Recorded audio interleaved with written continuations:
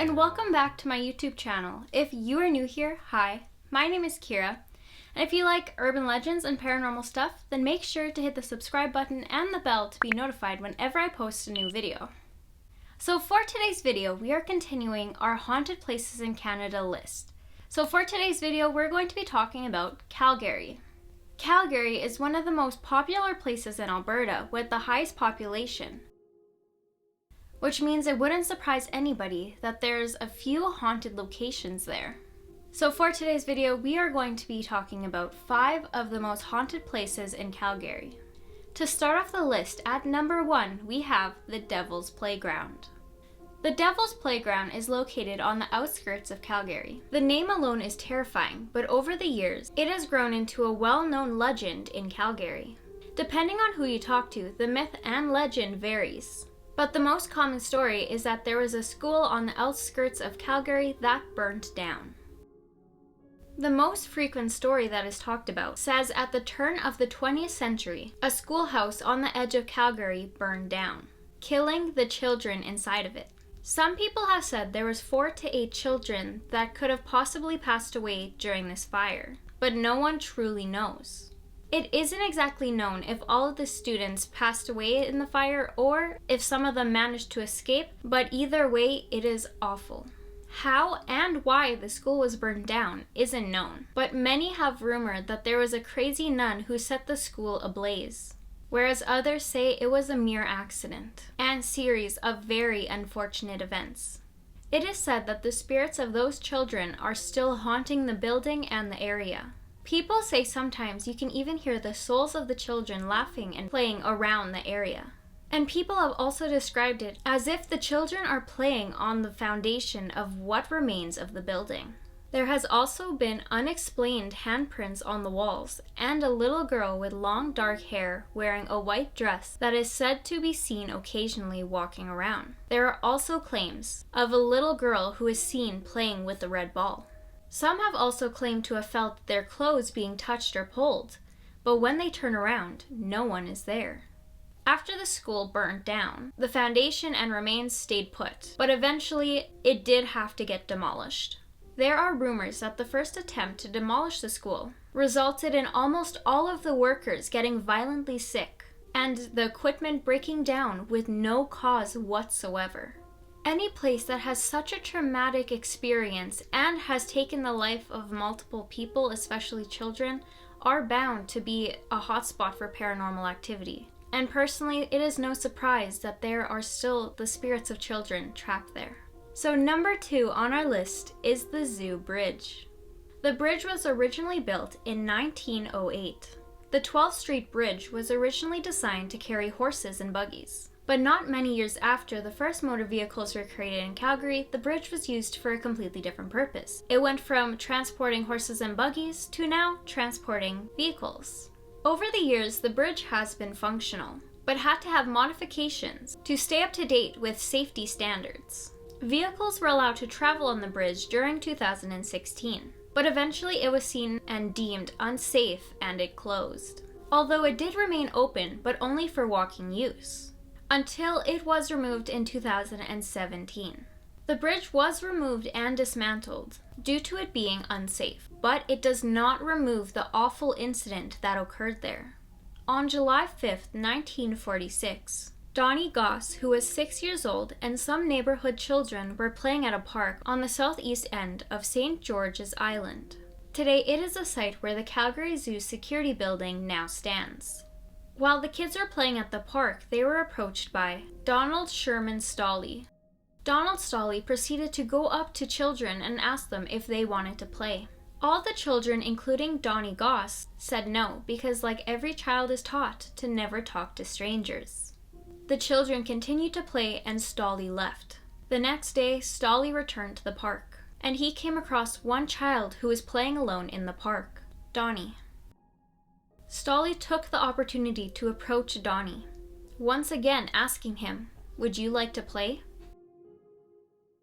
Since Donnie met him the day before, he agreed and followed Stolley underneath the bridge. Stolley did incredibly horrible things to Donnie and proceeded to assault him before stabbing him 17 times. He then dragged Donnie's body back to the playground and left him behind some bushes. Donald Stolley confessed to the murder, and that of the Vancouver boy, which was a completely separate incident. He was convicted and hanged in December 1946. There have been many reports of paranormal things happening on and at the site of where the old bridge used to be. Joanna Lane from Calgary Ghost Tours has come across many ghost stories during her time giving tours. During one of her tours, a 9-year-old boy told his mother that there was a little boy under the bridge who had a ball and wanted to play with him, and asked if he could play with the boy. This is just one of the instances where a child has claimed to see the spirit of a little boy, and some children have even gone as far to tell their parents that the boy under the bridge's name is Donnie. Although it isn't just children who claim to see Donnie or the spirit of a little boy under the bridge. Passerbys have reported hearing a boy calling for help just beneath the bridge. To this day, emergency services receive several calls to the bridge each year, despite never finding the boy in question. Also, the workers at the security shack at the end of the bridge where the children's playground where Goss's body was found have said that they have a ball they throw when they hear a knock at the door, and it is said that the ball comes back and they believe it is Donnie. It is an extremely sad case surrounding Donnie and what happened to him and his family, and it wouldn't surprise anybody that the soul of Donnie would be trapped there, even quite possibly trying to warn people to not go under the bridge. Number 3 on our list, we have the Doll Block Building. The Doll Building was built in 1907 by Lewis Henry Doll, a successful jeweler who wanted to open his own business, and would eventually name his store Doll's Diamond Palace. This brick sandstone building, with its distinct projecting window, also known as an oriole, and its seashell-shaped lunettes, which was eye-catching, which helped since Doll was an up-and-coming jewelry business, and by all accounts set to be a thriving enterprise. Although when he built and created his store, he didn't know that it would become a place of great tragedy. In 1910, the businessman's 10-year-old daughter named Florence passed away. And that same year, after losing his daughter, he lost interest and passion for his jewelry outlet due to his grief. In 1910, a former apprentice of Doll's, David Ernest Black, moved into the building to operate and take over the jewelry business. D.E. Black & Co. later evolved into one of the largest watch repairing businesses in Western Canada. But yet again, the shop would experience another horrific event. In 1911, during the Christmas rush, while still under Black's ownership, was targeted and Black became the victim of what was then the largest diamond heist in Calgary history. Within the next year, the Royal Bank purchased the building in 1912. For the next 3 decades, it was owned by multiple different individuals, until being bought by the City of Calgary alderman, Hedley Chauncey, in 1928. It was sold once again in 1946 to another prominent Calgary family at the time, the Bellsbergs. The building was eventually refurbished in 1994 and rewarded a Community Heritage plaque in 1997. The building itself has so many stories deep within its walls, which makes it an important part of Calgary's history. Many people have walked the streets on Stephen Avenue, especially at night when they have been stopped in their tracks by what they have just seen. In the big bay window, a woman can occasionally be seen sitting at the window or wandering around just on the other side of the window. Whether it is Mr. Doll's wife or perhaps his 10-year-old daughter, Florence. The spirit of the woman has caused a lot of talk whether it is just a spirit or if it is a public stunt. Number 4 on our list, we have the Suitor House. The Suitor House was built in 1907 by David Suitor. David Suitor and his wife Annie moved to Calgary in 1902. David established himself as a building contractor, which he used to build his own home. He was also an alderman from 1907 to 1909, and the president of the Calgary Poultry and Pet Stock Association. Like I said before, David built the house for him and his wife. Eventually their family grew, and they proceeded to live in the house until 1922. This building is very unique and distinct. The Suitor House is assembled with 3-story brick, sandstone, and wood. The home is designed distinctly from the others around it, which leaves passerbys to stop and admire how unique this building truly is. Although the Suitor House seems like a nice family home, it would morph and grow into a building with a much darker past. The Suitor House at one point in time was an isolation hospital for patients with contagious diseases who were waiting to die. Because of this, many people died in the home. How many exactly? It's unknown. The building was also used as a boarding house for staff of the railway. Staff would stay for a couple days, weeks, or even months until they could find a place to live. So it is safe to say many people had come and gone from the residence, but some of them never left. It is said a young couple once lived on the 3rd floor of the home. The husband would often use the railway to get around the city, jumping on and off rail cars. One day when he was on his daily railway trip, he slipped, fell, leading to the train running over his legs. While the general hospital was nearby at the time, next to what is today the Stampede grounds, he unfortunately died before he reached it due to blood loss. The wife waited for him to return, but he never did. Soon later, his wife died of a broken heart. Many think his wife haunts the house, along with those who died in the building when it was being used as a hospital.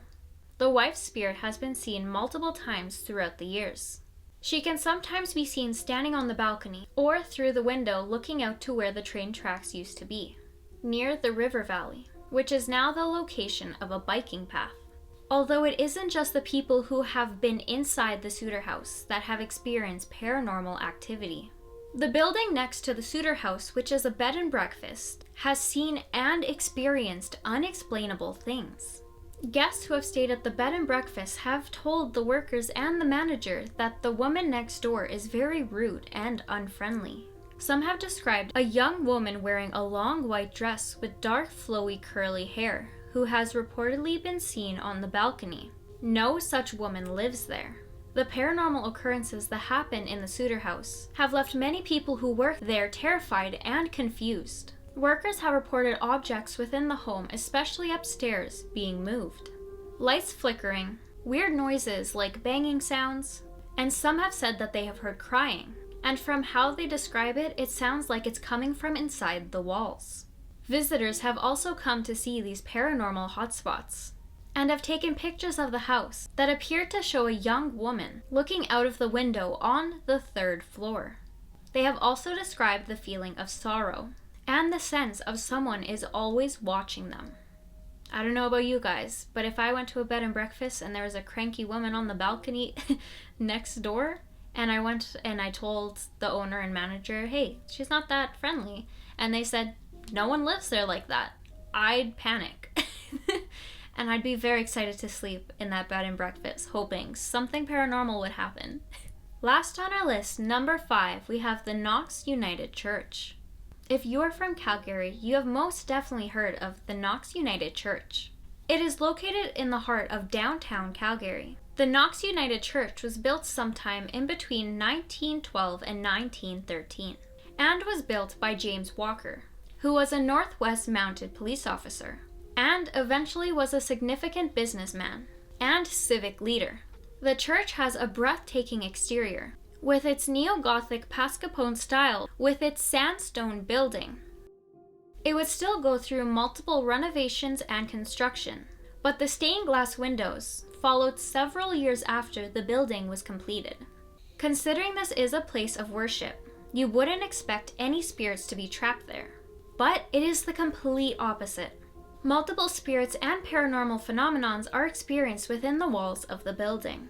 Many people and paranormal investigators have reported cameras suddenly dying or malfunctioning, whispering, light problems, temperature changes, full body apparitions, weird noises like footsteps, being touched, along with bizarre and draining energies, causing people to experience dizziness and claustrophobia. It is said that the church's organist recalls being slapped across the back of her head or her wrist for not playing correctly. It is thought that this could be the spirit of a past priest. Mysterious footsteps can be heard throughout the chapel, along with throughout the halls, which leaves guests and staff confused and curious on where these footsteps are coming from. There are a few spirits who are regulars at the church. People have reported seeing a woman walking dressed in 19th century attire, along with a wide number of spirits who are seen praying, and a group of spirits knitting. Yes, I mean knitting. The most talked about spirit is the spirit of a woman who is seen wearing bright pink and exhibiting a flared skirt. The spirits at the Knox Church are mostly positive from what I've read and what people have said, and they seem to have no intentions of harming or causing fear in anybody. It's almost like they are stuck in time, just living their daily life how they would when they were alive. There is no reason why these spirits haven't moved on, but for now they seem to like the church and use it as their forever home.